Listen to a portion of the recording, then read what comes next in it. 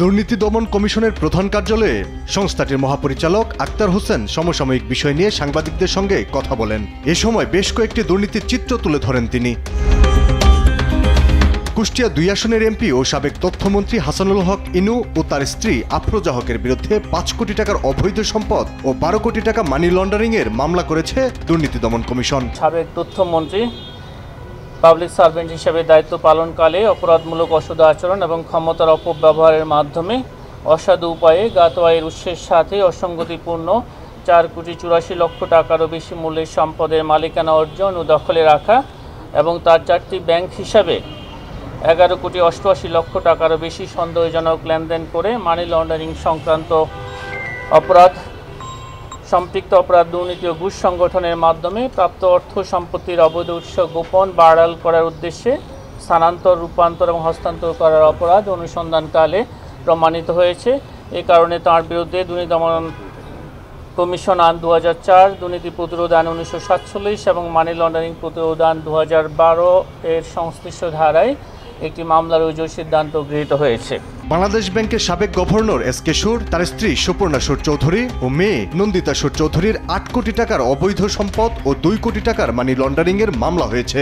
একজন পাবলিক সার্ভেন্টের স্ত্রী সুপর্ণা সুর চৌধুরী তার স্বামীর ক্ষমতার অপব্যবহার সহ অবৈধ সহযোগিতায় ব্যাংক হিসাবে সন্দেহজনক বৃহৎ অঙ্কের অস্বাভাবিক লেনদেনের মাধ্যমে অর্জিত অপরাধলব্ধ আয় জমা পরবর্তীতে বিভিন্ন প্রক্রিয়ায় উত্তোলনপূর্বক উহার উৎস, অবৈধ উৎস, অবস্থান, মালিকানা গোপনে স্থানান্তর, হস্তান্তর, রূপান্তর করার অপরাধ করত 4,10,00,০০০ টাকারও বেশি মূল্যের জ্ঞাত আয়ের উৎসের সাথে অসঙ্গতিপূর্ণ সম্পদ অর্জন এবং বুক দখলে রাখার অপরাধ অনুসন্ধানকালে প্রমাণিত হয়েছে। এই কারণে তাদের দুজনের বিরুদ্ধে দুর্নীতি দমন কমিশন আইন ২০০৪, দুর্নীতি প্রতিরোধ আইন ১৯৪৭ এবং মানি লন্ডারিং প্রতিরোধ আইন ২০১২ এবং দণ্ডবিধির সংশ্লিষ্ট ধারায় আরও একটি মামলা রুজুর সিদ্ধান্ত গৃহীত হয়েছে।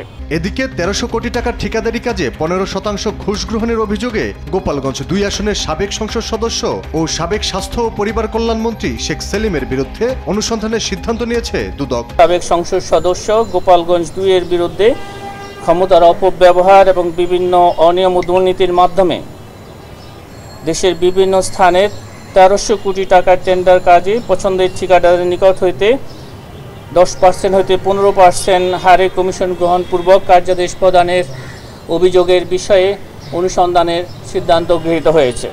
দুর্নীতির বিরুদ্ধে সংস্থাটির অনুসন্ধান ও প্রয়োজনীয় ব্যবস্থা নেওয়ার কার্যক্রম দ্রুত গতিতে চলছে বলেও এ সময় জানান দুদক মহাপরিচালক। আলী আক্কাস, আকাশ, দেশ টিভি, ঢাকা।